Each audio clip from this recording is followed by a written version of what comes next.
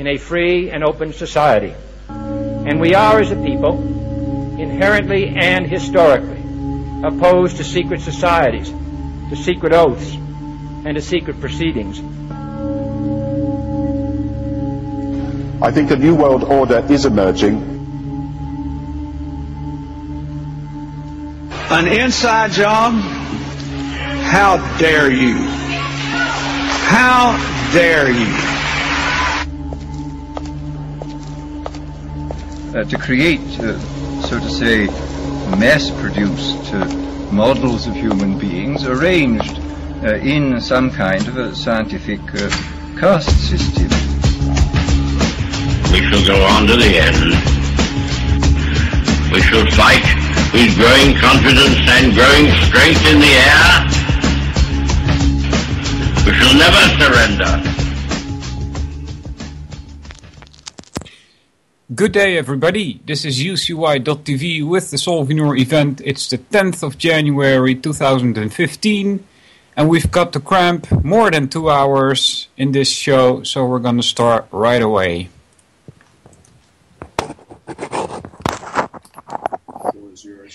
So we have this ominous continuity among major minds with a lot of influence, including transatlantic influence on the states. We have, prior to the break, Fichte in Prussia, Spinoza in Holland, and Calvin really beginning in Geneva and spreading all over where his theology spread. But the father of this, at least in the form of written documentation that's easily available, has to be Plato, the Greek aristocrat who speaks through the mouth of Socrates and writes two influential utopias, one well-known, the Republic, and one not so well-known, the Laws, which is the product of his mature reflection on what needs to be done. And all four of these men, and we could, if we had time, do 40, but these four major names spanning European history agree that the ordinary population is A, very dangerous to the social order if it learns how to think and if its imagination remains intact. And furthermore, we have this corollary that there is no way to improve this. And what I've left out is the killer app that occurs in the middle to the end of the 19th century from one of the wealthiest families on planet Earth, the family of Charles Darwin, and their former Anglican minister-trained son, Charles, who in his second major publication, The Descent of Man, says that the evolutionarily retarded are fatally dangerous to the physical integrity of the human race, the advance of civilization, because of the few evolutionarily advanced, like the Scandinavian blondes and the English blondes, crossbreed, God forbid, with the Irish or the Spanish, evolution will march backwards into the swirling mists of the dawnless past, and nothing can change that. Maybe a few million years might change it. Certainly nothing that current generations can do. Darwin, of course, is in every school, including every elementary school in the United States, probably the world, and no one bothers to mention that he doesn't say the human race is evolving. There's a fraction are evolving. Now put yourself if you're watching this, in the position of a responsible person who learns that. As someone who's made worldly success, has a little bit of time on their hands and resources, and now you know that if these ordinary people walking around in the American democracy, if they happen to crossbreed with your daughter, evolution is going to march backwards. You now have a justification beginning in 1871, second to none. You can argue with Calvin, you can argue with Spinoza, you can argue with Plato, you can argue with Fichte. This is science and mathematics.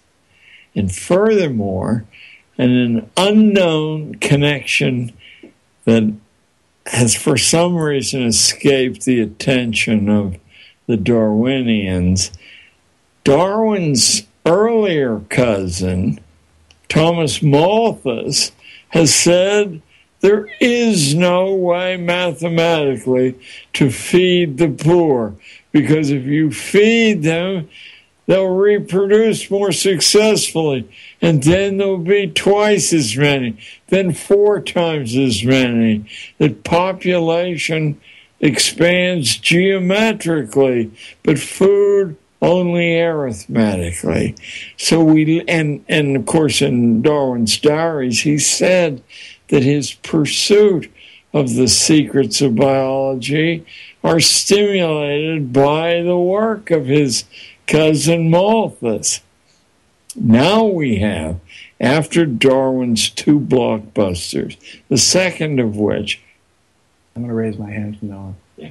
What's the full name of Darwin's Origin of Species? The progress of the favored races. And he does not use the term race the way we do. He recognized about 57 separate races, of which the Irish are on the very bottom. Thank goodness he said that, because a respectable percentage of every audience I speak to, that you'd otherwise be reluctant to say these things to, is derived from, anybody here derived from a partial Irish background? You know, he said the Irish are hopeless. There is no hope for the Irish. Of course, what's left out of simply relating what Darwin said is his training as an Anglican minister. And if you happen to pick up the Anglican Book of Common Prayer, hundreds and hundreds of years preceding Darwin, you find that God's will is to divide all the living creatures and plants into an infinite number of layers, and to attempt to leave the layer you're placed in is the worst sacrilege at all. So that Darwin's theory, fully explicated, is the Anglican homily of obedience. Homily of obedience says exactly what Darwin says hundreds of years ago. Don't try to get out of your biological category because it's hopeless. And prior to that, don't try to get out of your spiritual category because it's hopeless. There's a great similarity between the two ideas. Now, if you set out to find evidence that this is so, it's much easier than simply setting out to look at the abundance of natural forms. So the real actor in the piece, Darwin's a shy man, fantastically wealthy. That's been left out of all, fantastically wealthy. The high-tech, upper-class purchase of the day was Wedgwood pottery, and that's the source of the Darwin family wealth. So Darwin's first cousin is a man I was taught in high school back in the early 1950s, is estimated to be the most intelligent single human being ever lived. I was told that over and over. His name, Francis Galton, a world-famous explorer, mathematician, inventing little statistical formulae to discriminate shades of quality that the schools are infested with. And he has, Mr. Galton, a worldwide following of Galton clubs, including in the United States. He makes several pilgrimages to the U.S. to spread the insight that a menace to the human race exists in 95% of the population, and there has to be a way to render them harmless. School, recommended by Fichte, Spinoza, Calvin, and Plato, that's the way to do it, and we'll defend this with precise mathematical science. We will keep to ourselves the biological reason.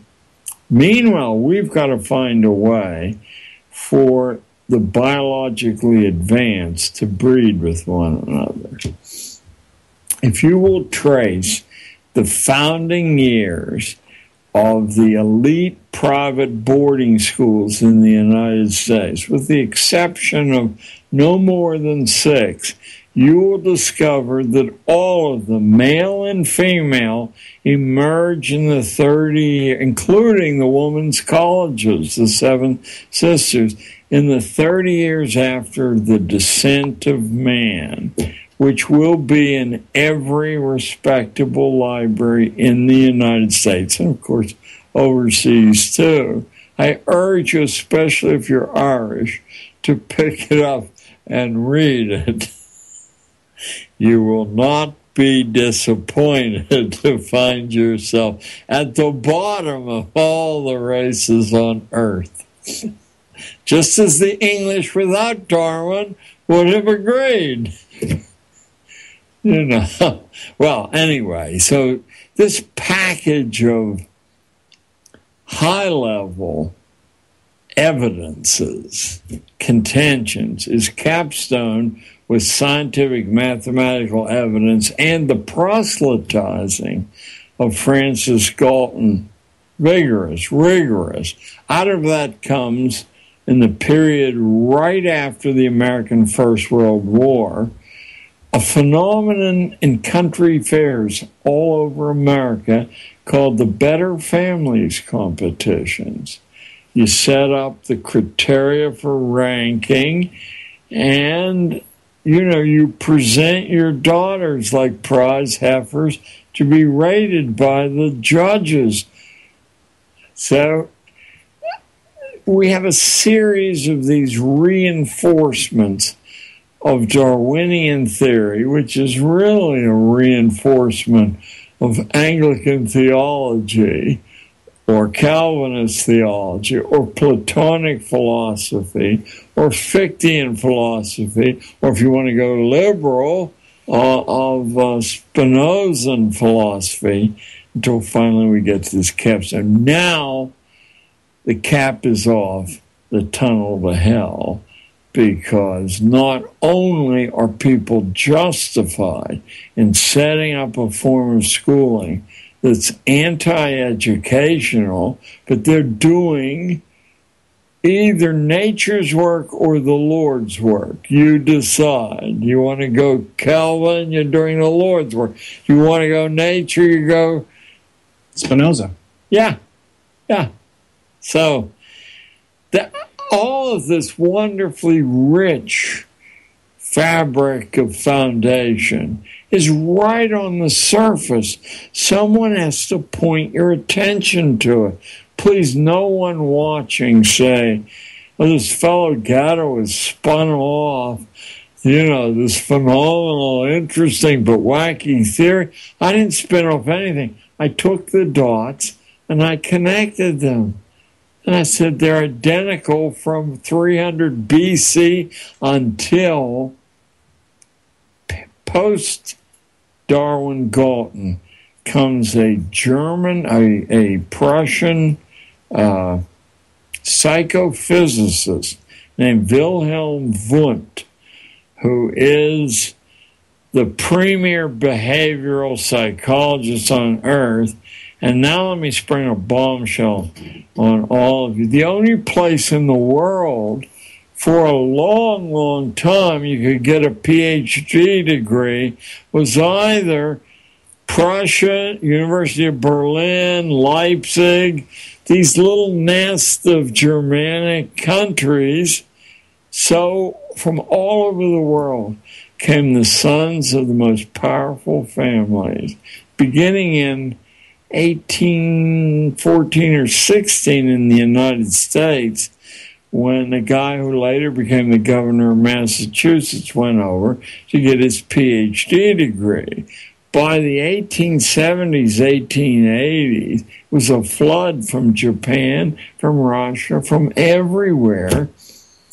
And now they return to their home countries, not because they have a PhD degree or they made presidents of universities, heads of government bureaus, because their families have clout. And now that's become the ticket to intellectual management. That's how these Prussian ideas spread like wildfire. There's only one university in the United States who doesn't have a president with a Prussian PhD, and he's close. I think he has a French PhD, because the French scrambled to try to get that degree too. That's Titchener at Cornell, the head of all the heads of psych departments, Prussian PhDs. So you now get this kernel of ideas, whether fanciful or scientific, everywhere. From Japan, everywhere, the same idea. The Japanese Constitution in 1868 is scrapped, and the Prussian Constitution translated into Japanese. We're talking here the domination of ideas that's so interesting that what should make you suspicious is that no one ever heard of. They heard of this detail. Why hasn't anyone joined them together? Well, I'll tell you what, a big shot professor at Columbia Teachers College told me 12 years ago when I bearded him in his den, and I said, Doug, surely you know these things. Why is a junior high school teacher left to beat the drum? He looked at me and he said, not a good way to get tenure. That's all he said, and I knew that financial prize or penalty is enough to control the way we all think. And these things have been studied since the Collegia in ancient Rome. Armies have put together these insights. Churches have put together these insights and passed them down in an unbroken string to their sons, usually. And, of course, the daughters catch as catch can, but eventually to both. If I could notice the pattern that you're describing, it seems that people are irrational. They come up with ideas of utopias, and then they, in order to get this utopia, compulsory schooling. And then they found a bunch of different ways, in the latest using science, to make people think that this is how it has to be. But when you look at the the real effects of Darwin in the form of, say, eugenics, and the role it played in America. That's Galton is the inventor. His first cousin is the inventor of eugenics and the chief global distributor. There's one major exception to this, and the people who claim to be a follower of the exception, claim to have read his book like the Bible, have never seen him say what I'm about to say. I'm talking about the so-called father of capitalism, the Wealth of Nations, Adam Smith, who in the first 15 pages says there's no difference between the Duke's son and the street sweeper's son except early training. A dead giveaway that this idea was known to be highly dangerous, and I don't think this has ever occurred in publishing that I know of before or since. In the 1809 reprint of Wealth of Nations, because it immediately became an international must-read, the publisher of the book, a man with the ironic name of William Playfair, an economist, takes his own author to task in the preface to the book.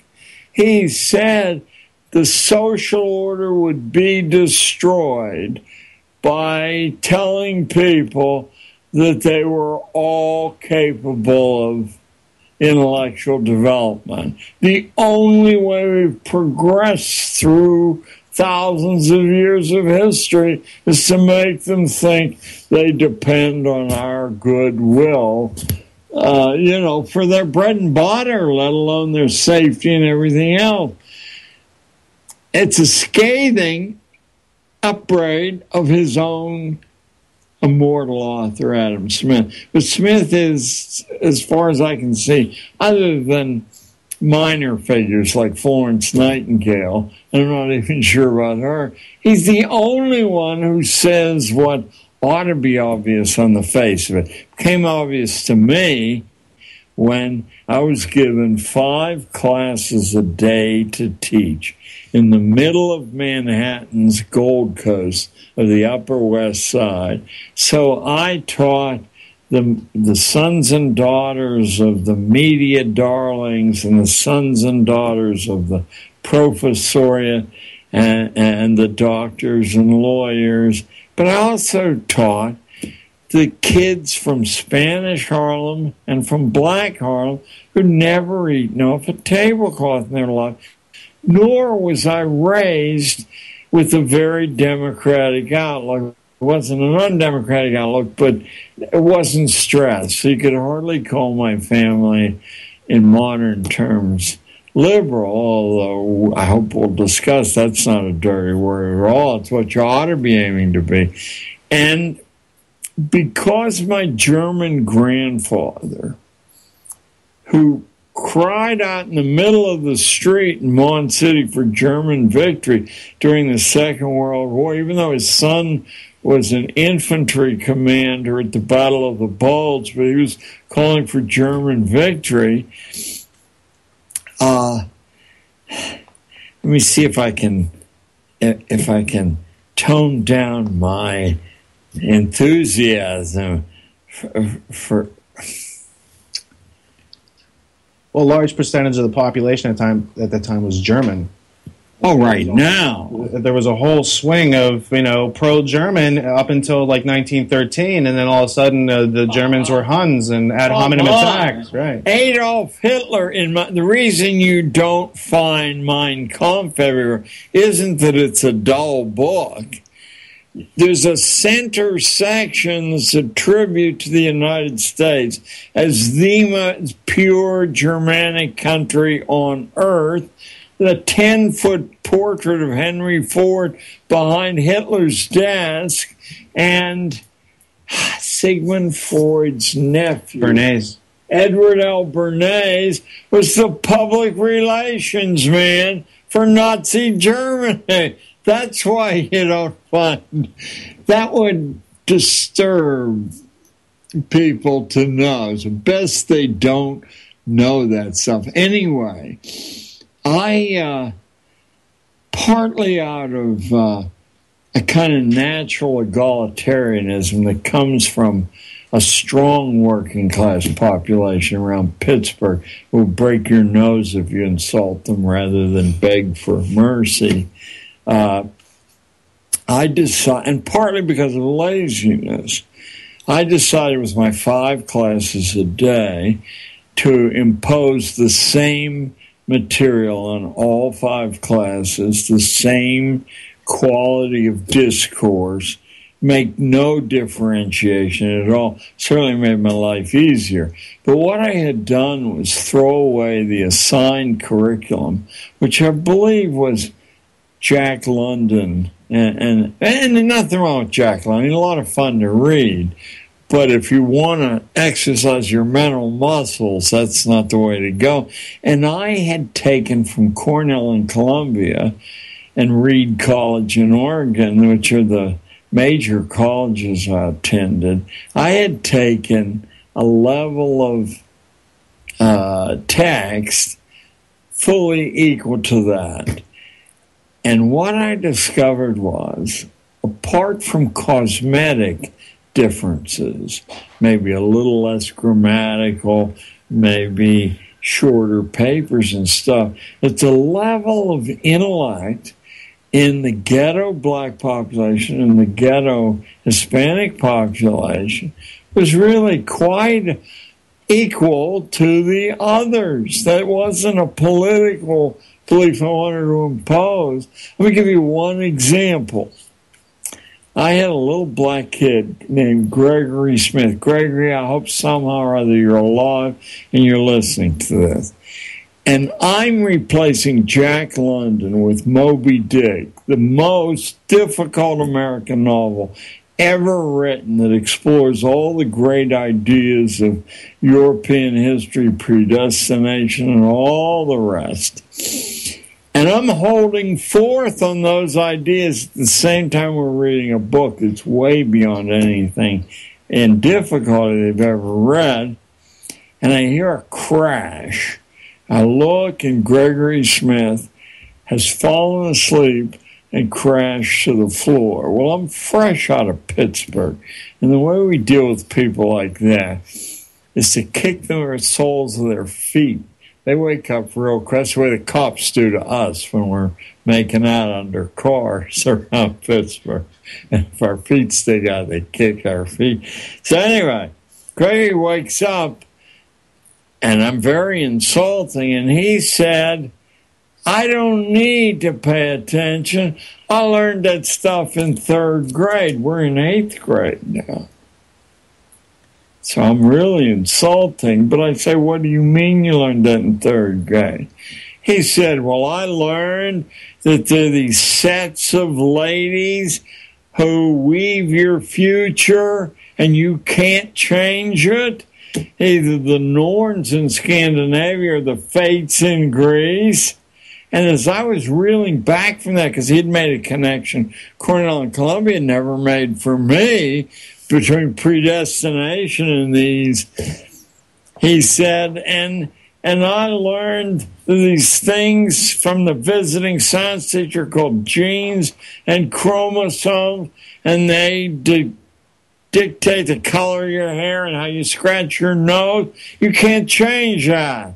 So I don't need to listen to you talk about predestination. Well, at that minute, at the exact second, I said, this kid has written a PhD thesis that'll become a book, that'll make his living for the rest of his life, and he's Gregory Smith, a stupid kid.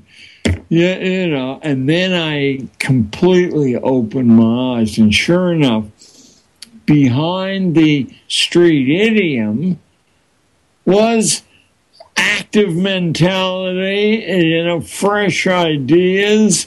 It just had been treated with such disrespect for so many years, it wasn't worth bothering to waste it on a school teacher. It revolutionized my teaching, but then over the balance of that was the first year I taught. Of the 29 years I taught, I I decided to use the fresh eyes and perspectives of the so-called hopeless ghetto kids, and huge benefits flowed to me, and I hope some to them too, because I took what they wanted to do seriously. If Jamal Watson wanted to do nothing but draw comic books in the back of the class, I would go back and use my superior experience, not intelligence, to say, listen, Jamal, I used to read comic books.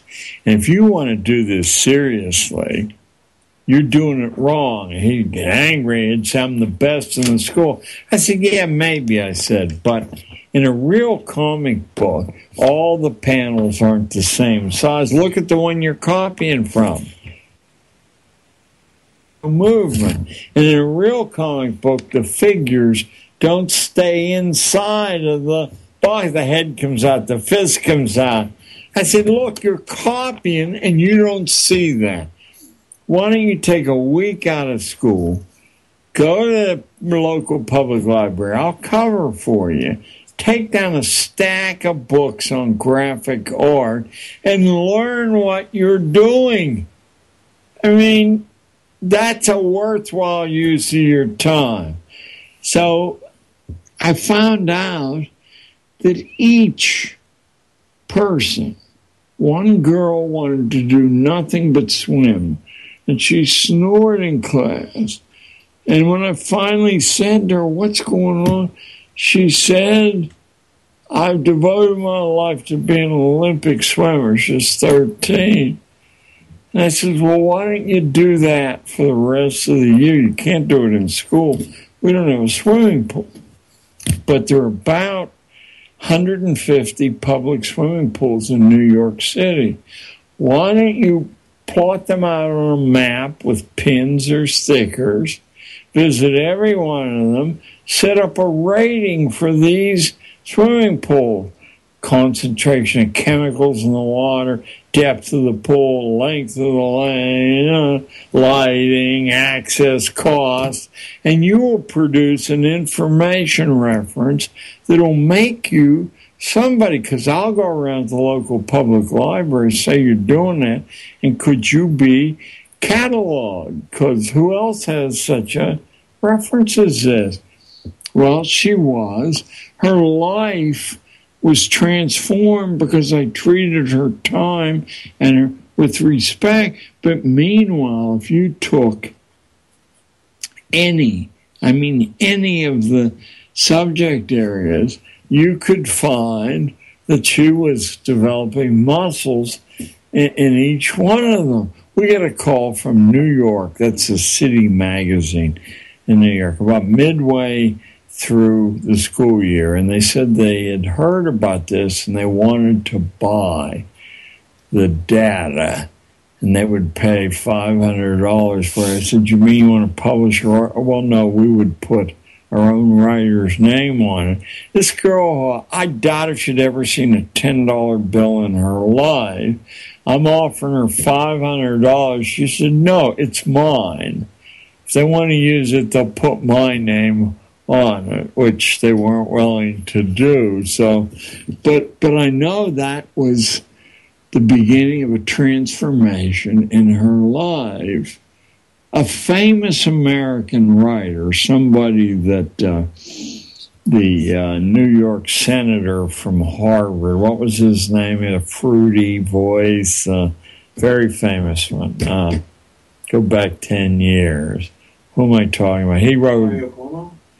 No, prior to that, but he coincided with Cuomo. No, he was... he had written books about the plight of poverty, but they weren't sympathetic books. He was nationally famous, and he was so florid as a public figure that... in any case, I had a friend who had flunked out of Cornell. I'm reluctant to mention his name without, because he's a nationally famous writer about assassinations. And this famous New York senator said publicly that he was the world's foremost assassination expert. Well, you now know that he was a flunk out from Cornell. So how did this happen? Because when he saw the Kennedy assassination, I had driven him to Cornell, and he was trying to plead his way back in. And Kennedy was assassinated. We stayed up all night. We both agreed if anything happened to the assassin, that none of the information could be trusted. And the next morning or afternoon, and that was it for the assassin. So he went back to Cornell as a flunk out, talked a big-time professor, Andrew Hacker, whose dad started the general studies program at Columbia, into giving him a PhD or the beginning of one without ever going to class. He would spend all his time writing a book about not the Kennedy assassination, about the composition of the Warren Commission, which I thought was a very clever way to sidestep, all the, yellow journalism stuff.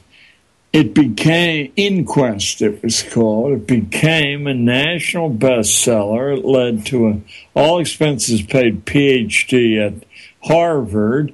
Then he wrote a book about the De Beers diamond mines. They took him in South Africa as a house guest for a long, long time.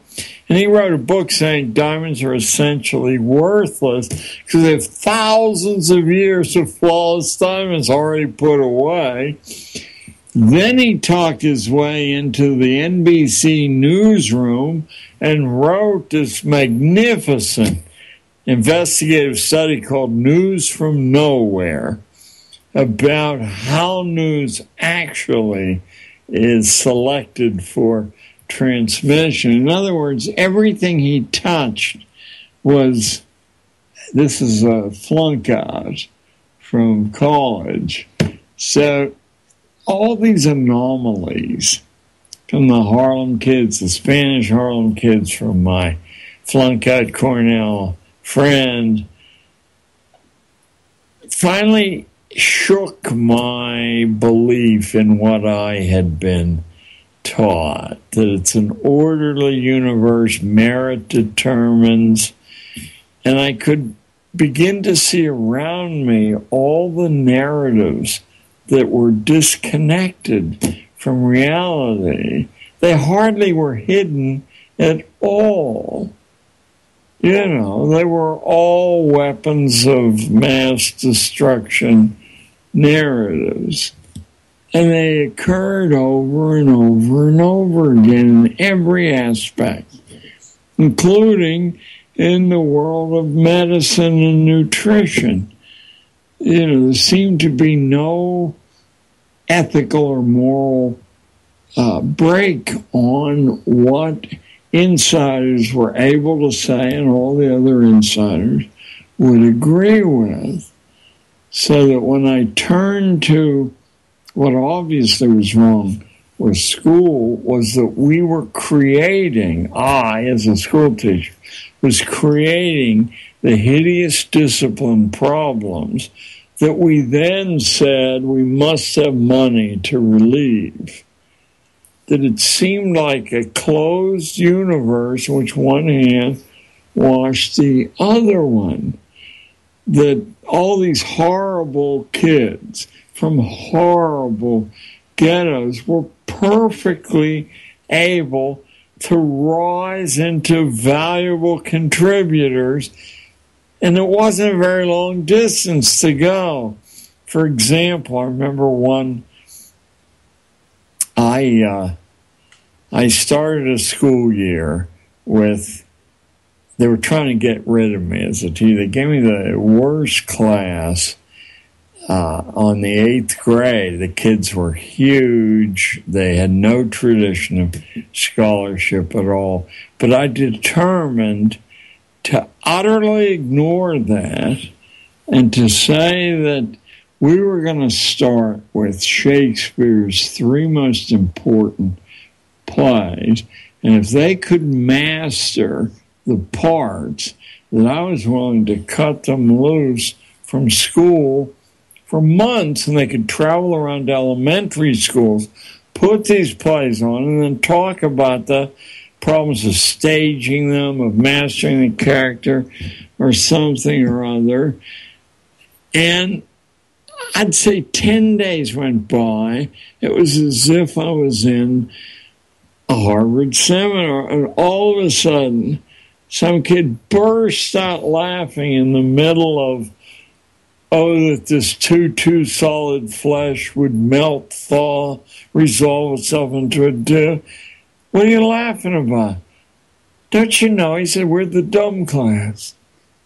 And from that point on, it was no longer easy because the other dumb kids had the illusion, but it wasn't an illusion, broken, but we still got some good work done. We invent the problems that we then have to solve. That's what I think all experts do. I don't think, including brain surgery, that there's anything the human skill is capable of that's very hard to learn. It takes some time. So you can benefit from prior experience, but it doesn't take anywhere near the time, expense.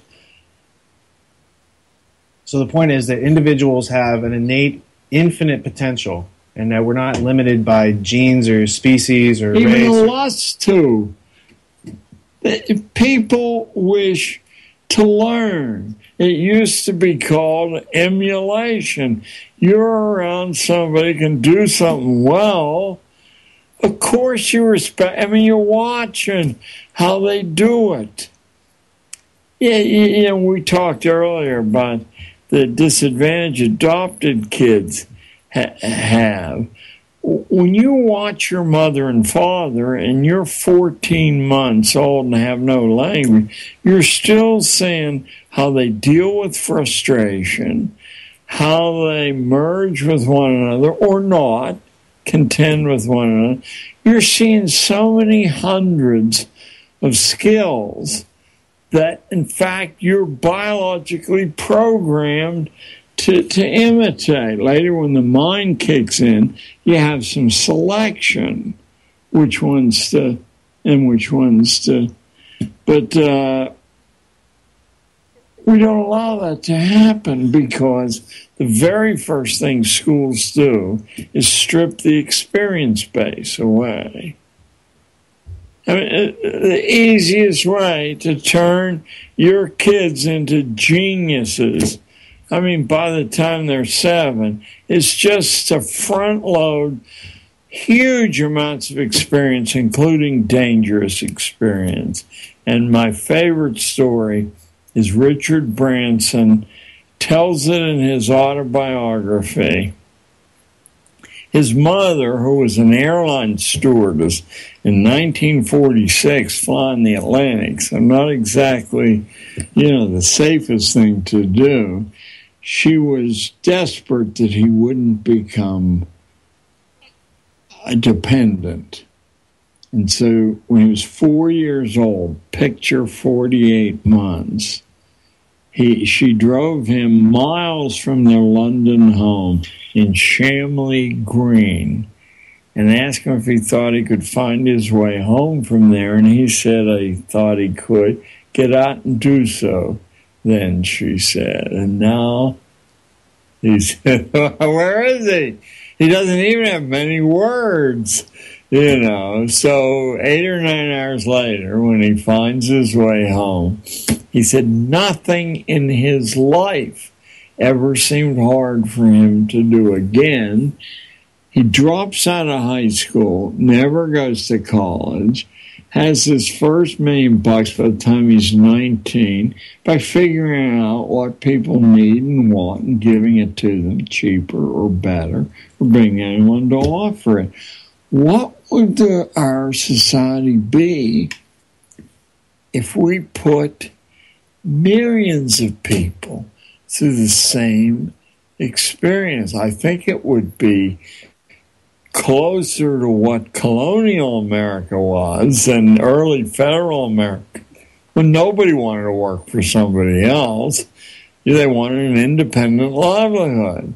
It would be closer to that than the corporate hell that we have now.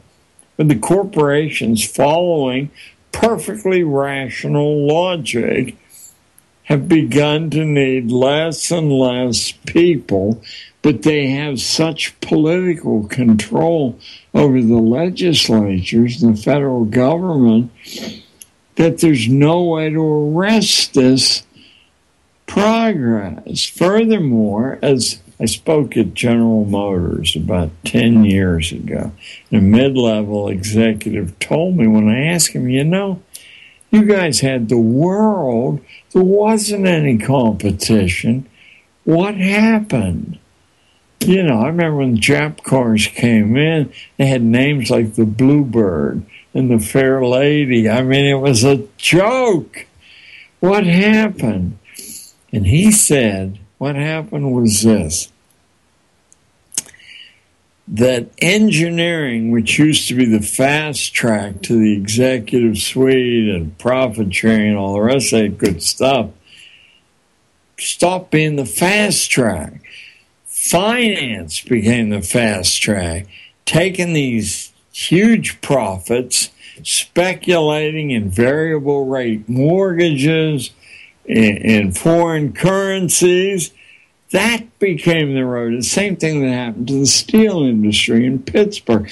Wasn't moved out of Pittsburgh because any of them were losing a penny. They're making great profit. It's that the Harvard B school boys said, look, you can take this money, make a lot more, and not work. Of course, that would get rid of 100,000 steel workers, truck drivers, but who the hell cares about them? Didn't Darwin say they're not evolving? They're all Irish anyway. Well, this is the juxtaposition between eugenics and that type of mentality where people are under control, and someone like Branson who gets to go on walkabout, which is a rite of passage, which was around in the founding of this country with high literacy rates. And so when we had a high entrepreneurship, self-reliance, literacy rates, people who had critical thinking and knew how to deal with problems on their own, because if not, you might die. Or other people think badly of it if you say, I want a job for, what do you want to do? Right. But these different compartments are intimately interlocked. So by studying one and the other as if you're going to pass a short answer test, you're disabling fragmenting. Yeah. The synthesizing power of your mind, which is what enables you to strike out so that history doesn't infinitely repeat itself.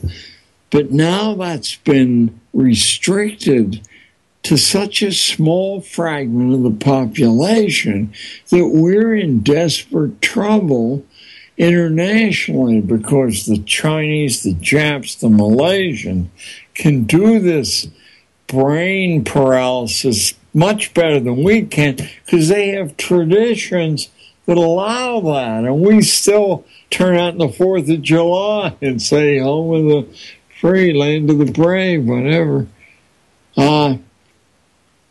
So if someone were to walk away from this segment saying, what did he say?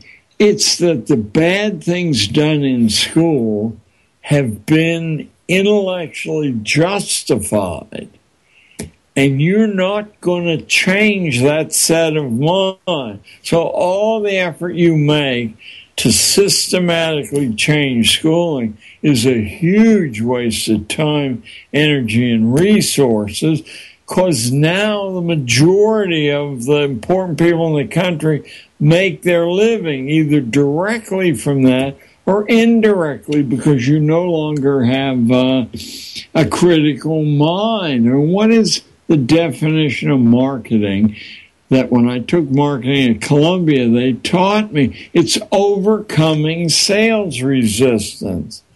Well, if there is no sales resistance, you do that by juggling balls and dancing. Here's a pretty girl, buy the product. You can have her. It's quite a pickle that we're in. Not our managers don't think they're in a pickle, but they are too, because the Chinese, for example, are so much more well-versed, in screwing rival power. We've only been around a few hundred years. They're reeling us in very nicely, thank you. If they cashed in the bonds they hold right now, just forget, the dollar is paper. Give us our money back. How are populations kind of prepared and indoctrinated and conditioned into receiving, such low? They provide such low resistance to the Ponzi scheme mentality of the predators. Yeah. Well, the interesting thing about leverage, and it has been studied since ancient Rome, is you don't have to do everybody. You just have to do a few opinion makers. They do the rest. Here's how Andrew Carnegie did it with the Protestant churches of the United States. He simply, in one fell swoop, donated a brand new organ to every church in the United States. This dyed-in-the-wool atheist opened his purse. Everybody got a new organ. Do you suppose there was anyone turned the organ down, or there was much resistance? Now, you accept the organ, but, you grew up in a Christian tradition. Don't you thank Mr. Carnegie for his organ? Don't you, being human, hope that something else will follow that organ? And you bet you do. How did Carnegie and Rockefeller get a hold of the schools? There were no pensions for teachers. The government didn't set up the pension system. Rockefeller and Carnegie set up the pension system out of their own pockets. And of course, they didn't give it to everybody. Your school had to conform with what they said was a balanced educational diet. 4 credits of whatever they were, or 2 credits of math, whatever they were. You could compete for the pensions if you followed the Carnegie credit system. Is there any school in the country who didn't? I never heard of one. How could you? Because the local parents would say, what are you, nuts? You're not taking this free money? I mean, what you're doing isn't so great anyway. Why don't you do it his way? So this whole religion of leverage, which has just accumulated over more than 2,000 years, is utterly unknown except to seminar courses at the most elite colleges. You may have a rough idea what leverage means from a physics course and see how, connections. But you don't have any idea how you can plan the future for an entire region or a nation or a city by using leverage. The Chautauquas used the leverage. The best leverage available wasn't the newspapers, although it was good. It was the pulpits. And so mixed in with the real things the Chautauqua wanted to teach were traveling Christian ministers. The whole Harper's publishing empire is, I think it's Methodist. but don't hold me to that. Maybe it's Baptist. I think the Rockefellers are Baptist. Yeah. But they're not Baptists like other, there's about 40 kinds of Baptists. There's one small fragment of Baptists who are like Episcopalians. I forget the name of it. When I was studying the Quaker transformation from pious, humble people to among the most powerful, certainly the most powerful small sect in the country. There are only 100,000 Quakers. They've had 2 American presidencies out of 40. So it's 5%, and they're, Nixon being the most recent, right? Huh? Nixon being the most recent. Nixon and Hoover. So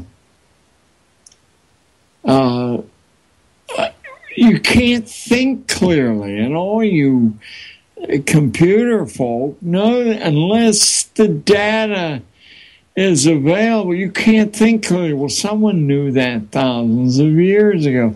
What data to remove, how to spin a local authority into your scheme. Let him do the work. School teachers, I was about to say by and large are innocent. They're all innocent, because if they're not innocent, they're gotten rid of. They're drawn out of a pool of college graduates.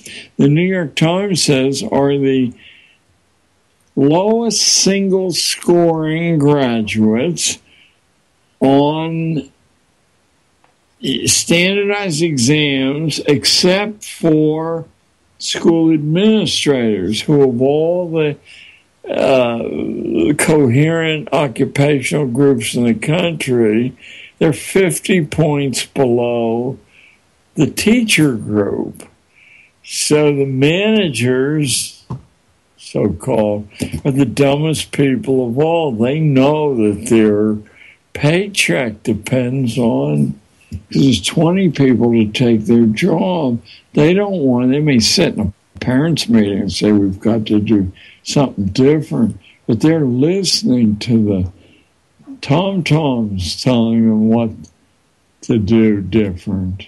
And of course, what to do different always says, identify the most influential parents. They're not always the richest.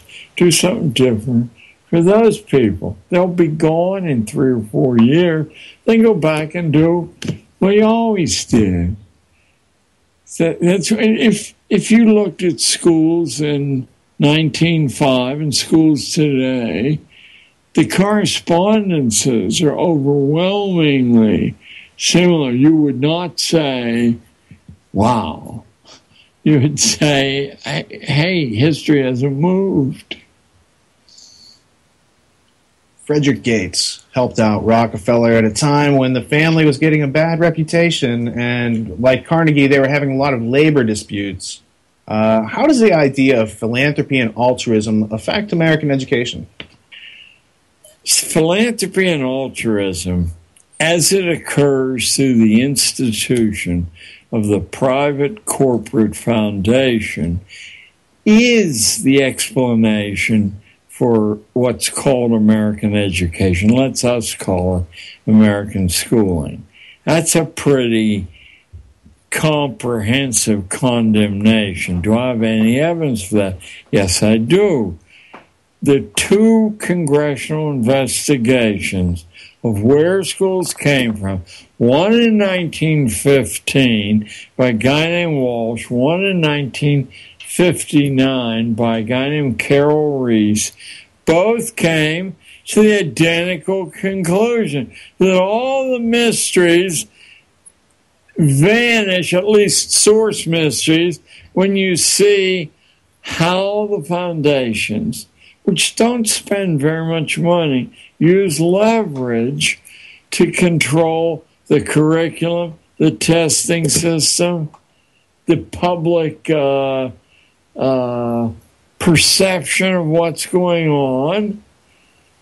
And of those foundations, until very recently, Rockefeller, Carnegie, and Ford were the ringleaders. They had divided responsibility. Ford took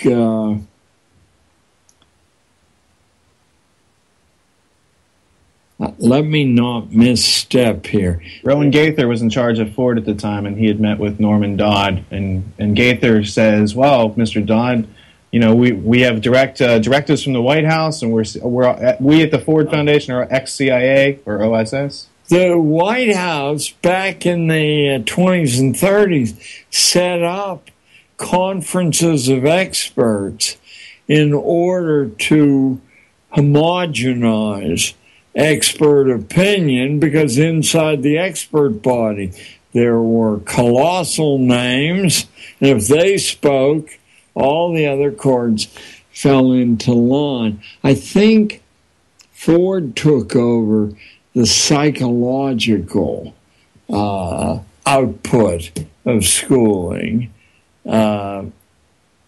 Rockefeller and Carnegie, in different ways, were attempting to globalize this thing. The Carnegie Foundation, still today, if you go up to their library, I think it's in Ossining or around there, and just read their annual report for the Carnegie Corporation, everything you ever saw on the front page of the New York Times in relation to schooling was cooked up in the project offices, and then it's dumped on the world through the control of the media. How's the media control?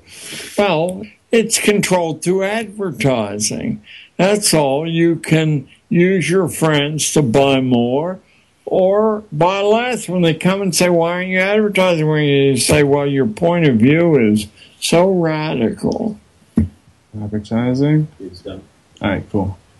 All right, so let's take at least a 15-minute break, cool this room off. I think the mechanics of how it's done is the most useful thing to someone just new to this.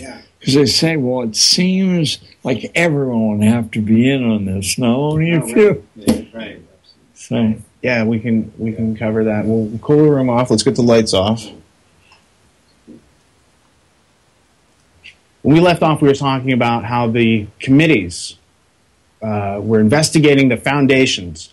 So there was a Cox committee, there was a Reese committee that were looking into the origins of the education system and what is it really doing versus what do people need to survive and thrive in this world.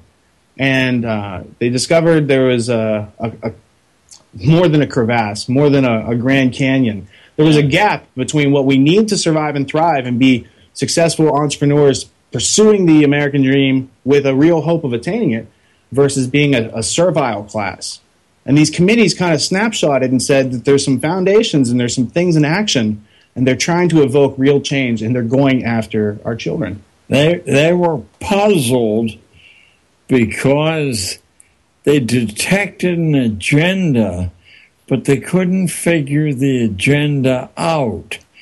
And with the second commission, the Reese, a firestorm broke loose. In fact, Reese was never able to finish, thanks to the chief counsel. Was that Cox? The chief counsel, well, I know there was a lawyer involved with the Reese Committee, Catherine Casey, who was the lawyer sent by Norman Dodd to go into the archives of the Carnegie Foundation. Yeah. And after being brought up in a traditional status quo education, she went there and saw the actual minutes and the words of these men in these meetings planning on how to take over this country and to take over the diplomacy and power of war. Yes. Was Dodd the chief counsel for Reese? Dodd was the chief researcher, and he was out of J.P. Morgan earlier, and he had said, you guys need to return to sound banking, and they said, Norm, we're going to let you go. And then Carol Reese had called him up and said, Norm, we want you to head up research because we think what they were describing as communist activity from my research, like in the comprehensive sense. Well, they didn't see clear. That was the bête noire of the moment, and so that was the easiest way to organize, but it was something far, far more profound than communism. Yes. Right. So that gets back into Pestalozzi, Lavitzer, other people who are intellectual elites who joined clubs.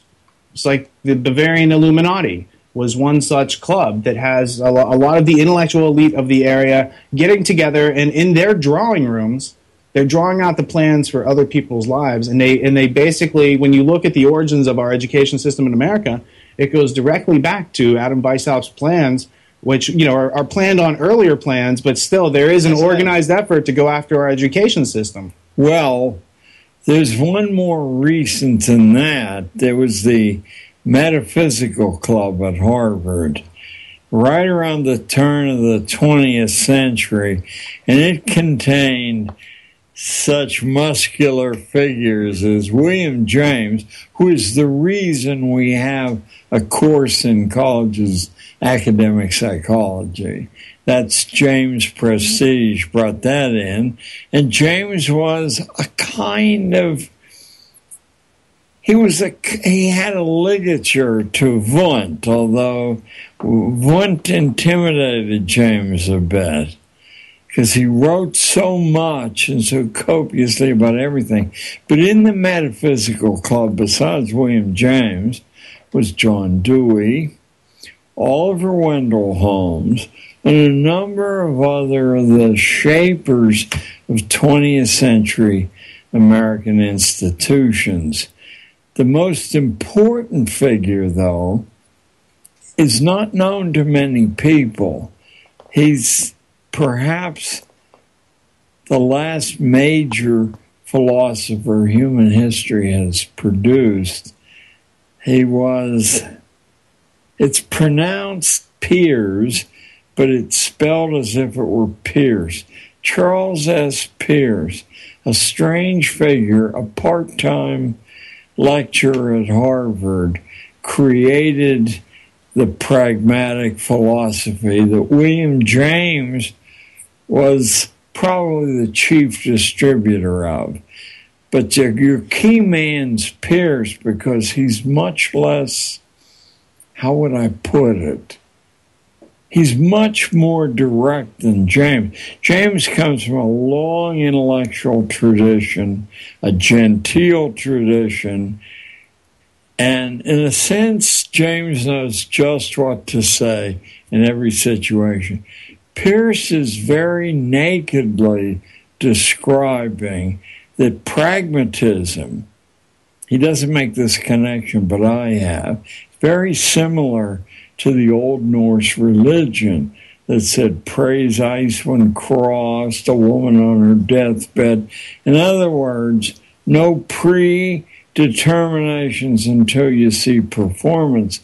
Peirce said that truth and justice flatly do not exist. This was picked up, by the way, by Oliver Wendell Holmes, who then said truth and justice are what the strongest members of society say they are, and any sane judge decides a case before he hears the arguments, because you don't want to rattle the framework of society. I mean, this is big time radicalism. Of course, they didn't see it that way at all. They saw it as nitty-gritty truth, and all these superstitious, sentimental additions had occluded the fact justice is what strong people say it is. Truth is same thing.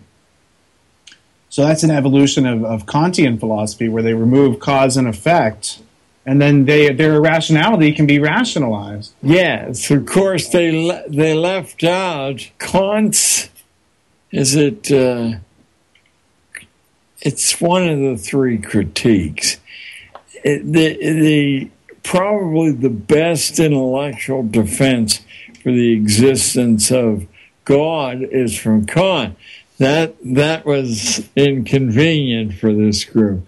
But pragmatism, if you now connect pragmatism with the concept of justified sinning from Calvin, you have an absolute blank check in any situation to invent truth, invent justice, sacrifice biologically inconsequential people and invent any excuse for doing that you want. Seems to me that's been the driving force in American affairs for a long, long time there. But interestingly enough, it's been the driving force of an intellectual elite, I believe, through history. It's just they didn't have the dominance the technology gave them. Well, Bertrand Russell has this quote. He's often misquoted, but when you actually read the book, the sentence starts with, I'll paraphrase, as Fichte would have wanted, the purpose of education is to remove individuality and self-reliance and all these other things. So the idea was that Bertrand Russell was noticing that what with Fichte in the 19th century was trying to do, but didn't have the technology to do, that they now in the Norbert Wiener, Bertrand Russell era of the 20th century, now had the ability to mass mind control billions of people at the same time, and it's all done on a basis of irrationality, a denial of cause and effect. But that goes back, you can start looking at where the influence of utopia took place and took root in Francis Bacon with New Atlantis and how it goes up. And then it's just formalized by some people using other jargon, psychology, in the 20th century into pragmatism.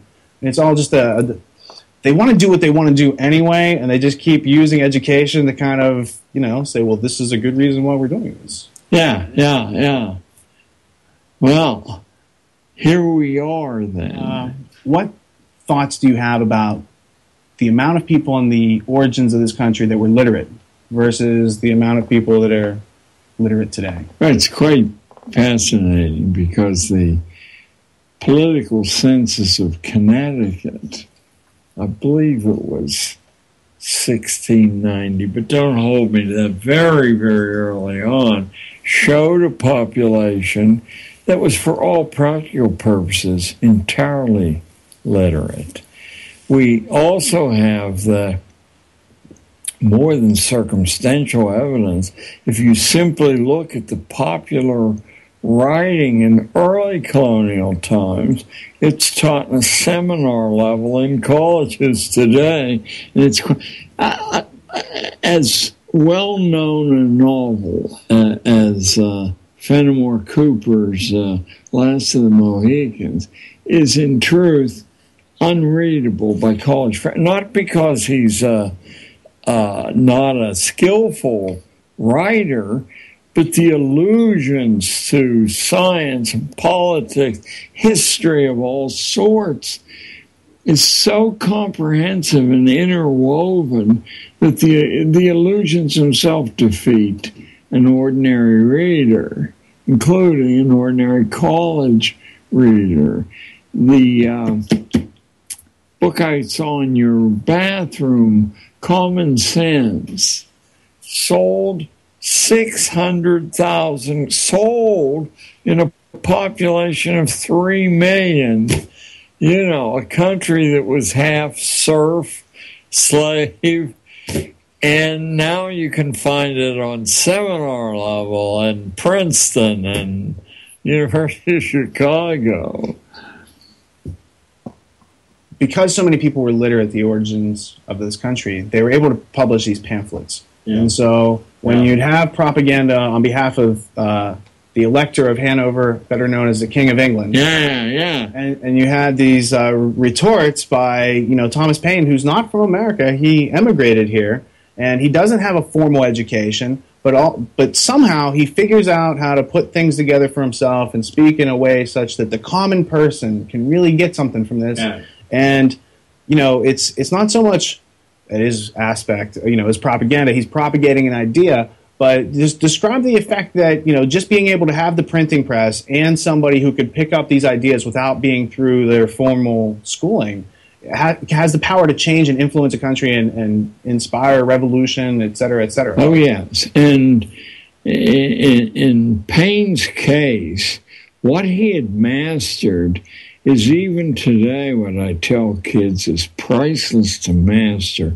No complexity of ideas can't, in fact, with the pains on the part of the speaker, the writer, be reduced to plain talk and speech without harming the delicacy of the idea. And Payne really hit that on the button. He's quite a model in a sense. It's like, if you want to write adventure stories, you want to read Edgar Rice Burroughs and the Tarzan books and the Mars books, because you're just propelled from beginning to end on a somewhat more rarefied level. Dickens had that ability. And of course, it could be distributed wholesale, but doing that would hand weapons to people you don't want to be able to be heard.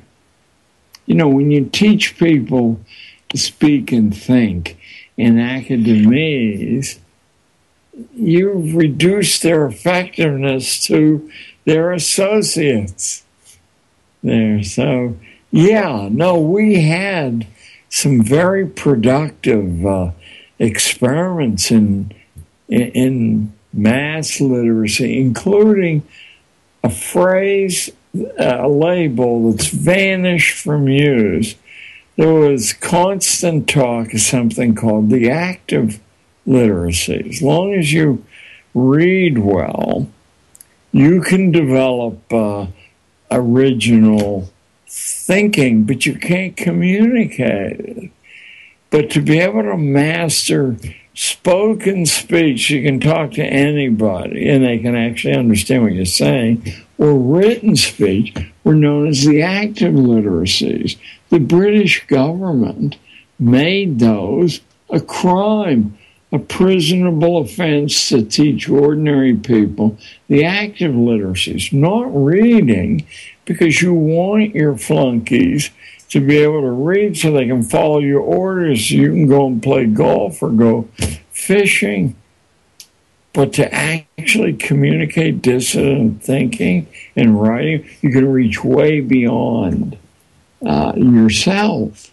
So the active literacies are, you find in the handful of elite private boarding schools, this tradition preserved. And in fact, in the academy tradition all over the world, there's a clear understanding that to be able to blink your eyes and knock off 300 words on anything at all, including a subject you know nothing about, is de rigueur. And so it is to be able to speak fluently, even on things you don't, where you can see.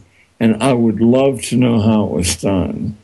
The current president is masterful, not just good, he's masterful at the nuances of speech. That can only doesn't happen naturally there. Where on earth was that training? There are little figures he uses that have fancy Latin names to them. Sure. There. And of course, Bill Clinton was no slouch, but he comes out of a populist preacher tradition and is masterful with what he does. But the other is a formally trained science of speech. And I listened to the modulations and how he can shift from one idiom to another. And I said, somebody with this odd background, you know, all over the world, who's my daddy, who's my mommy, you know, something intervened there. It's no accident, by the way, that Bill Clinton suddenly emerges from a state in which Rockefeller is the governor. Who was Bill Clinton's mentor? Well, he has a variety of mentors. The very fact that he steered into Yale, which is probably of the elite universities, the one that keeps the class tradition, the British class tradition, most actively alive. In fact, they all fled from Harvard when the Unitarians took over and are talking, we're all in this together. So they bailed out of Harvard, headed west, dropped the biggest load, no pun intended, in New Haven, but continued on a line that you can trace all the way across to Seattle, leaving behind traces of this brilliant class-based thought. I once, years ago, and don't ask me to reclaim it now, but I once actually did trace the movement from the evacuation of Harvard in about 1805, 1810. What had happened was the Unitarians, who were one of the great heresies of the last 500 years, they worked out a way to initially convert to whatever religion had a church in the area, and then when they were the majority, they would vote the thing out of business, take the assets, and reopen as a Unitarian parish. The entire Massachusetts school committee, no accident, every last member was a Unitarian, even though there were less than 1% of the Massachusetts population, because they understood leverage. The wolf, what is the symbol of the Fabian socialists in Britain? It's the wolf in sheep's clothing. They have a big laugh at how easy it is, to fool. The funny thing is that Kitty Muggeridge, excuse me, the Beatrice Webb, who is really Fabian socialism. She carried her husband around, but Beatrice is the welfare state architect. She was the niece of Herbert Spencer, the most articulate intellectual racist in human history. Root hog or die. She sat with him on his deathbed for 6 weeks, and both of them agreed they were after the identical goals, but by different means. He said, exterminate the brutes, the famous line from Heart of Darkness, and she said, kill them with kindness. I noticed you had Ayn Rand on your shelf. The idea of taking care of somebody else, apart from the innocent charitable thing, is that you ruin them by doing that. It doesn't take very long to ruin them. So Beatrice Webb, the Fabian, and the great conservative Herbert Spencer, same bloodline, same goals, different methodology. Fabian socialists also founded the London School of Economics, among many other things. Sidney and Beatrice Webb were working with Arthur Balfour and the Society for Psychical Research, I believe. And one of the other characters that was spinning in that crowd was a guy named William T. Stead, who was editor of the Review of the Reviews, died in the Titanic, and was the editor-in-chief over that last will and testament of Cecil Johnson. Yeah. And of course, and I have no idea how he pronounced his name, but I would call it Steed. It was the character in The Lady with the Black Leather. What was... a sort of international spy series on television about 20 years ago. Diana Rigg was the female lead, and Steed was an inside joke. Kind of like the James Bond films are an inside joke to MI6 and Ian Fleming's whole career. And James Bond was an ornithologist, which is a bird watcher, which is what James Bond is. He's watching girls and playing this whole game for the De Beers cartel, which controls. And if you believe in justified sinning, that's what a license to kill is. It's for Her Majesty or whomever. Well, and Thomas Paine had some words to write about, where monarchies draw their idealistic power and who created crowns and these sort of ideas where somebody is born into a situation where they're allowed to rule over other people, and that's a collectivist mentality where they expect you to sacrifice yourself to the state. So Prussian schooling is definitely created to uphold that status quo. What is the equal and opposite? How do people transition themselves and remain individual and grow and learn and do these things for themselves? Well, I think there are a variety of smaller inspirations. Besides the fact that, if you and I are correct, it's the natural instinct of people who've sort of been made aware of the life and the arc of a life.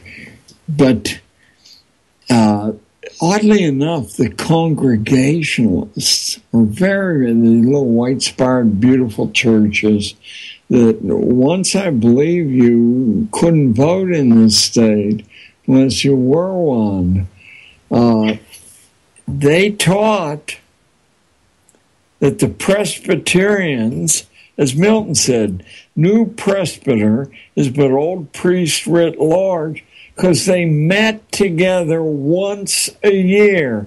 And he said that will ruin you, having this collective mentality. The congregation is sovereign in a real Congregationalist church. I don't know how they've mutated through history.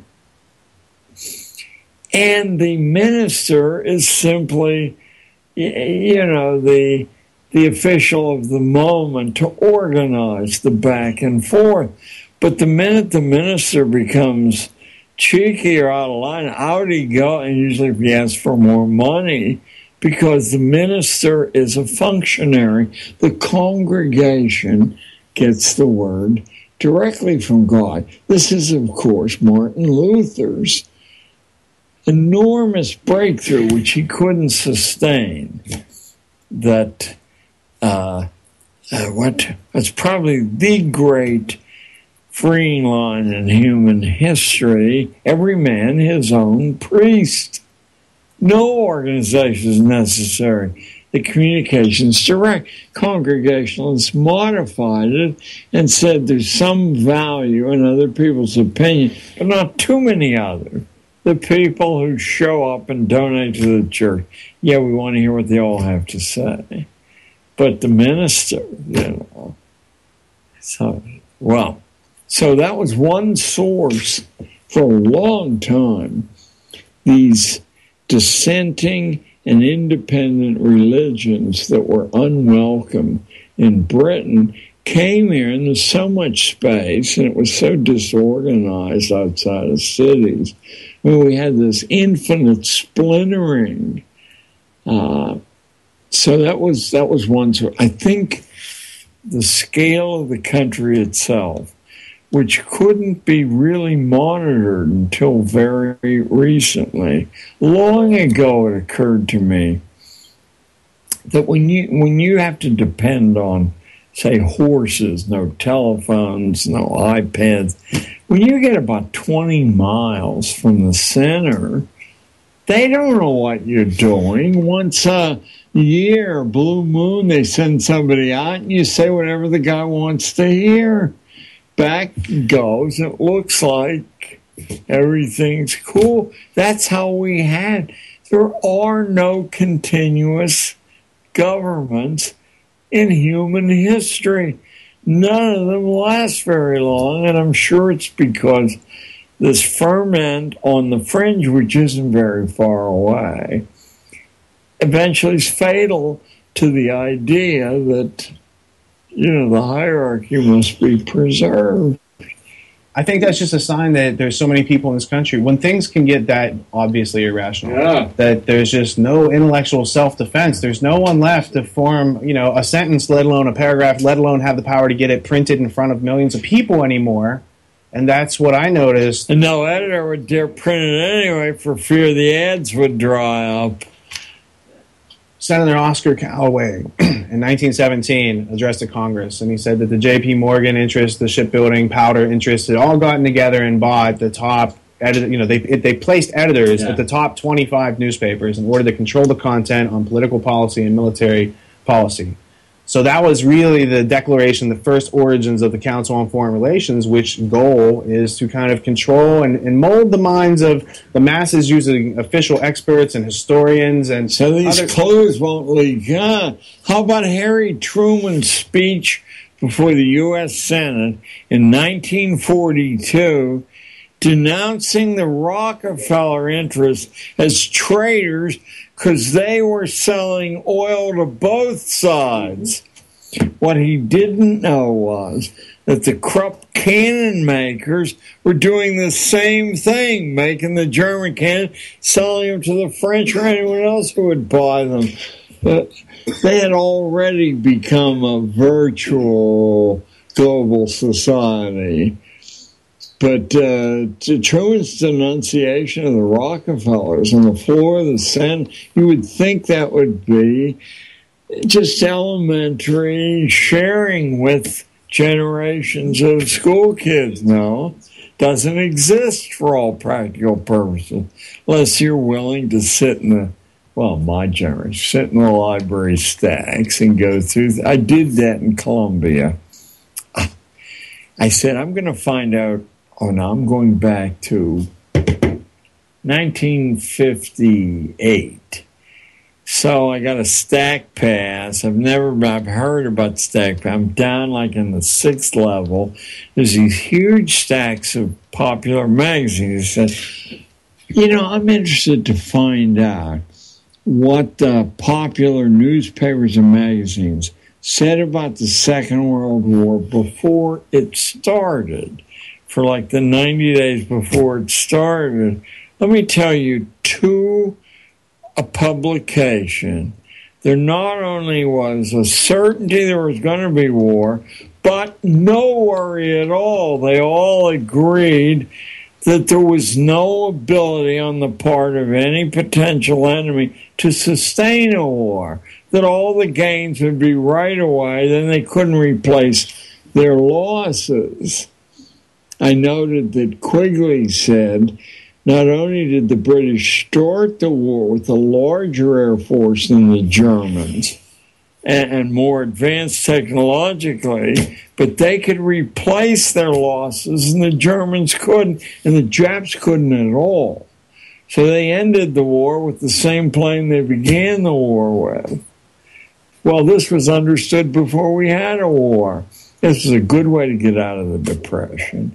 Good way to cow dissidents in the population always is to declare a national emergency. Then you have an excuse for foreclosing freedom of speech.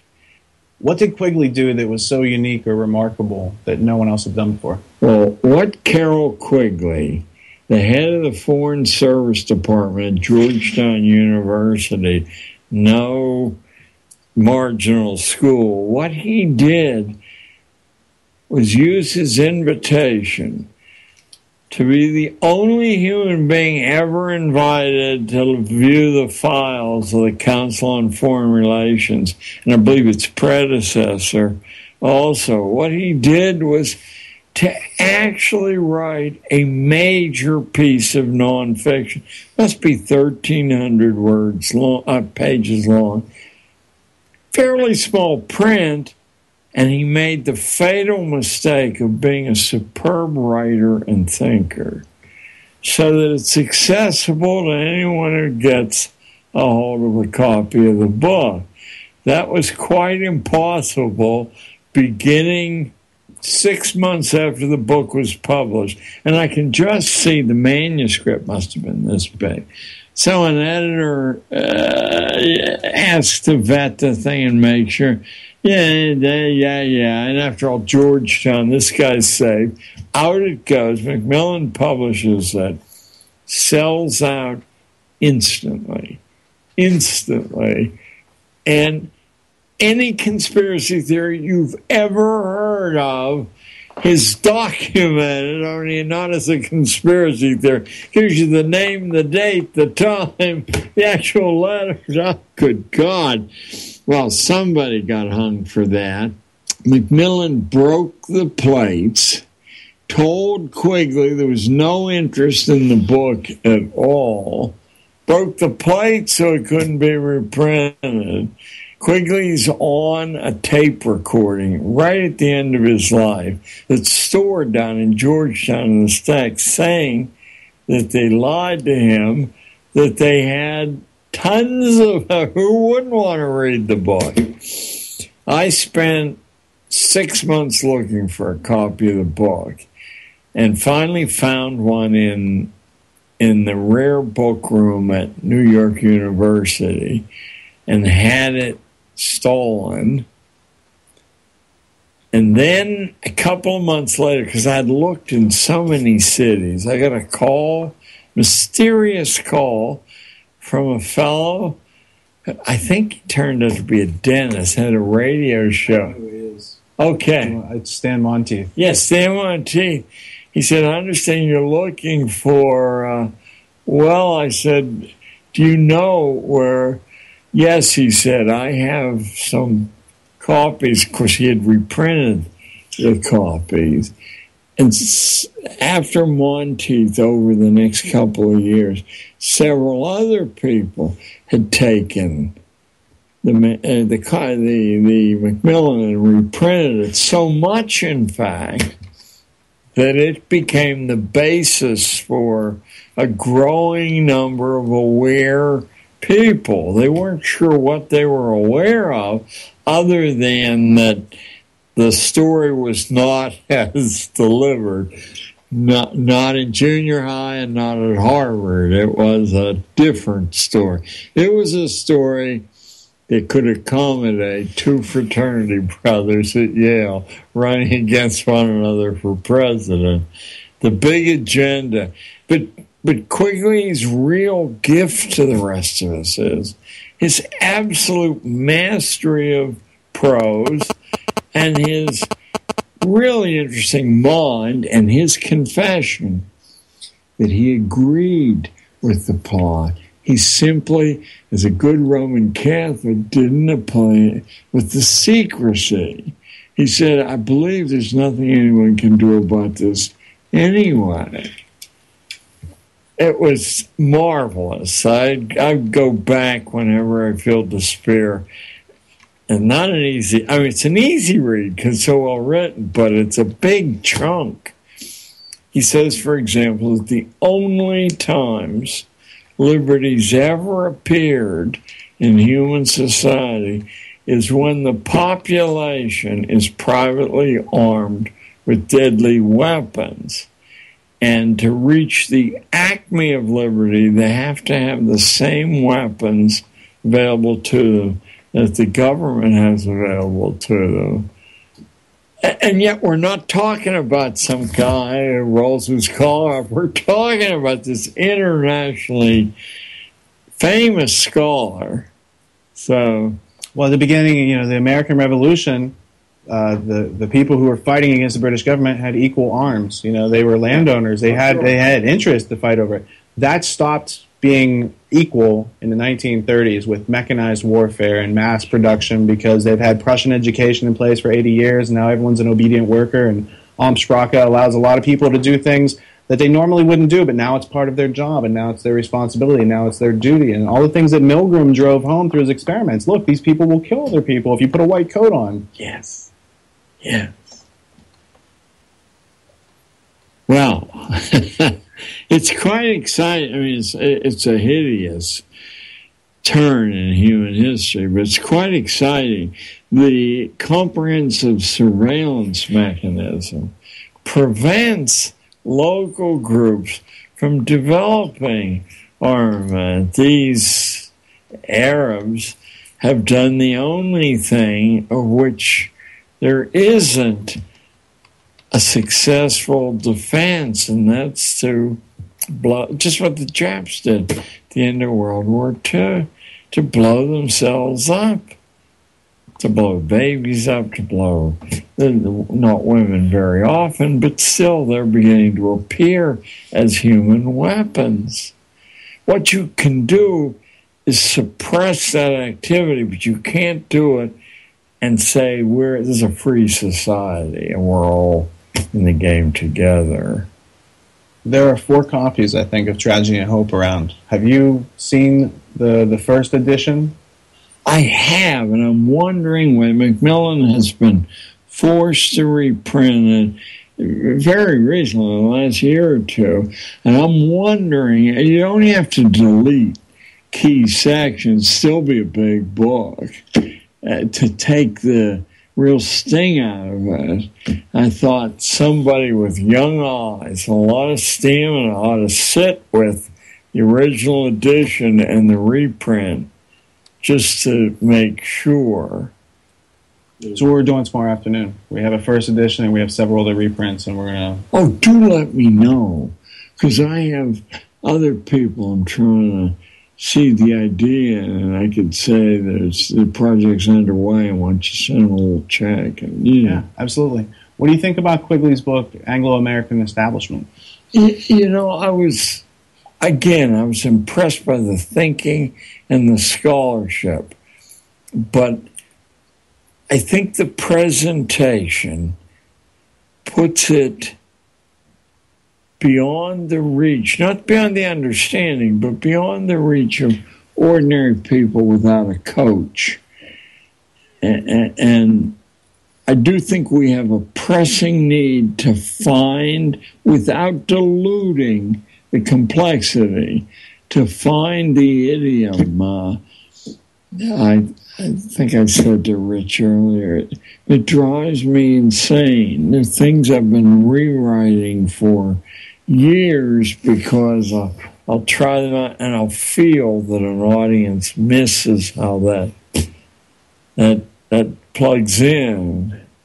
It's almost as if the audience needs a little bit of, re-inspiring their curiosity, but then giving them a methodology by which they can start to reignite their learning. And then once they bring their attention and consciousness up a little bit, then they can receive some of these other messages. Yes. In the meantime, we can be coaches and help them kind of get that. We mentioned this earlier, but the great favor Charles Darwin did for people like me is to indict the Irish as hopeless biology, because my audiences are full of Irishers, and I say, don't trust an old broken down school teacher.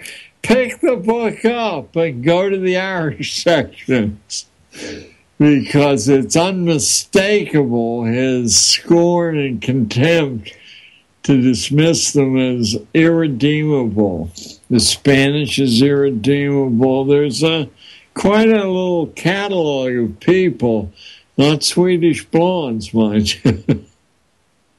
No, Darwin does that because instead of observing how things actually work, they were trying to carry out an agenda. So he creates these ideas, and he said, under these ideas, you people can do what you want, and it's going to make them hopeless. And if you think you're hopeless, then you're not really aspiring to climb up any ladder, because there's no ladder because you've been told you're hopeless. And he gets them to basically self-amputate their curiosity, and then they bring in compulsory schooling, and that cauterizes the whole thing. And they're like, well, you won't be curious anymore. Ask me. I think Darwin himself had a lot of, he's not innocent, but he had a lot of innocence in his character. Galton has none.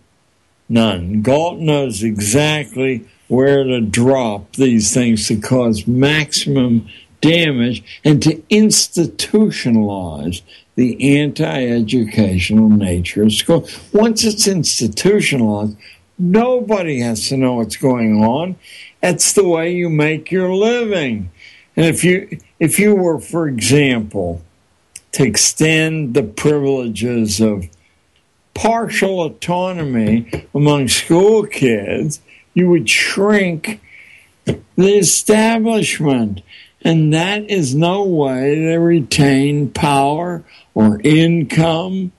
If you were to find substitutions for the purchased supposed improvements in curriculum, I mean, the truth is, superb education doesn't cost a penny to deliver. If you understand what it is, what you're aiming for, and what you can use, it's a lot easier if you have money. But what money's usually used for is to purchase layer after layer of interventions, and those interventions prevent the educational result.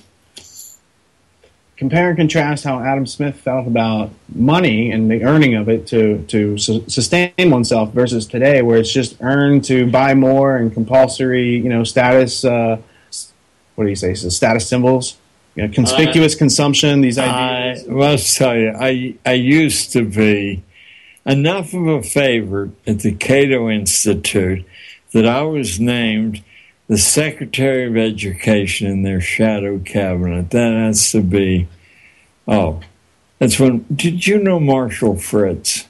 No, I don't know. Okay, he was a legendary member.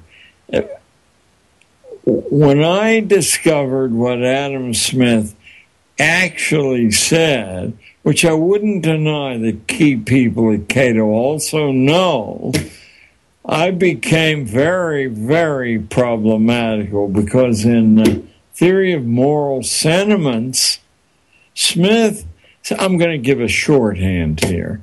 Smith says that to spend your time making money as a mark of insanity, and what it'll buy you is a bad life. But we should be grateful to the people who do that, because they assemble capital, they pay the biggest price, and they create, improvements for everybody else. I don't think the religion of libertarian capitalism wishes that complication to be well understood, because there's no way to explain it away. Just as he's very clear that the peasant's son and the duke's son are the same people, he's very, very clear. You got to be nuts to assemble capital. What lessons can be learned from Ben Franklin? Yeah, Franklin's life is the best lesson. Franklin was such, I almost slipped into Pittsburgh profanity, but I won't. Franklin was not a morally nice human being in any way. In fact, his son broke off contact with him and never spoke to him again for 40 years, for the rest of their life. So Franklin was the ultimate pragmatist. He masqueraded as a Quaker, even though he had no ties whatsoever. The French who financed the revolution talked about this marvelous Quaker. He was like a national sensation over there. And he didn't disguise in his dress. He camouflaged himself sort of. He always walked a line where he could justify what he was doing. But his life is evidence from a huge, they're probably a lower middle class family, a candle maker. They always had food on the table. But his autobiography is worth its weight in gold many times, because he explains how you can introduce the highest level curriculum imaginable to 10, 11-year-old people. That his father, who had no touch with, scholastic theory, would bring in every night a stranger from the street, set an extra place at table so that the, in-house culture could be infused with fresh input there. That he and his friends decided that without mastering high-level written prose, their opportunity, he's 11 years old, and they say, how are we going to get a big-time literary style when nobody, They take the New Yorker magazine of the day, the Tatler and the Spectator, read by only the most hoity-toity, and they rewrote the articles in their own words and then would present the rewrite to strangers and say, "Pardon me, sir, could you tell me where this article might have come from?" And when everyone said, "Oh, that's Tatler or Spectator," they knew they had mastered that. Come on, they wouldn't do that at Harvard, Yale, and Princeton. These are 11, 12-year-old boys. And he's doing it while he's working a 60-hour week at labor. And he's putting capital aside for his own business by selling beer to the printers at their lunch hour. How does he get to do that? Goes to the owner of the print shop and he says, "Look, you're letting these guys go for lunch. Some of them are coming back woozy. Some of them are not coming back at all. Let me bring the buckets of beer in, make a penny, and they'll be chained to the machine." That's Ben Franklin, mind you. So his accomplishments, I mean, he's the reason we have a post office. He's the reason there's a University of Pennsylvania.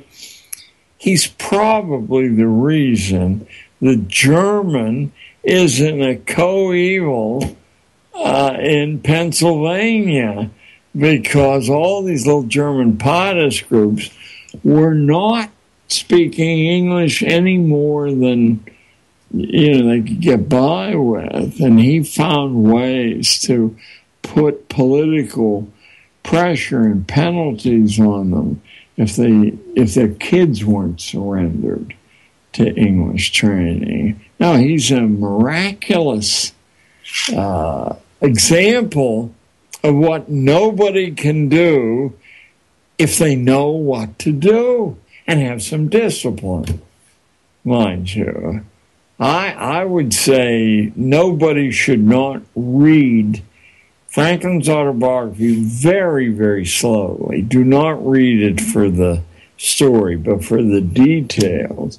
And you have a formula that anybody could use. So there's for Ben Franklin. What could a student learn from the young life experiences of Thomas Edison? Well, Mr. Edison, from New Jersey, begged his mother not to waste his time sending him to school. This before he was 12 years old, and to allow him to go west where during the Civil War, where opportunity was burgeoning. And she let him do it 1,000 miles from home. He became a train boy. That's the lowest job imaginable. At whistle stops, you go out and buy sodas or coffee. You're everybody's factotum. But he talked the train into letting him put a broken down printing press in the boxcar. And then during the Civil War, because he was able to connect things into new realities, he knew that the train stations got Civil War news at the same time the newspapers did. But the newspapers didn't come out to certain hours. He used his printing press to run current Civil War news. Instead of auctioning off children at the whistle stops, he sold the Grand Trunk Herald. And because he wasn't the nicest guy in the world, he varied the price from a nickel to a quarter, depending on what the audience could pay.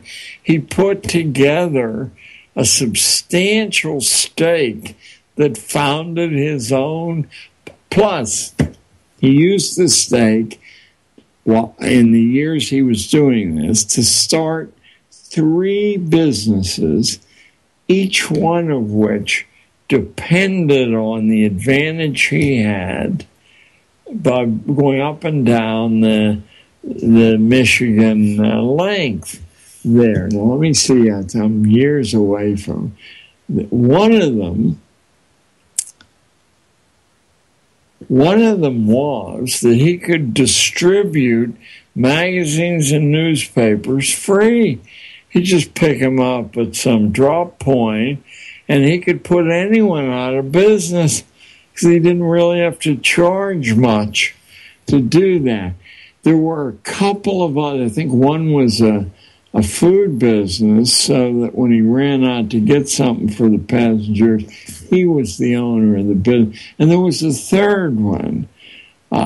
He, of course, has 1,007 patents without a day in college. In fact, when he founded GE, it wasn't called GE, but that's what it became, he made the test for hiring executive staff so hard that he used to laugh and say nobody with a college degree can pass this test. Now notice if all of this documented history was, and it's your birthright, if this were shared with you in 3rd grade and 4th grade and 5th grade, notice that you would arrive at the age of 12 with a whole different idea of what your prospects were, rather than your hand shaking because you got a C on your report card, and that probably would doom your career. It's a colossal crime, and I'm speaking now as a detective story fan.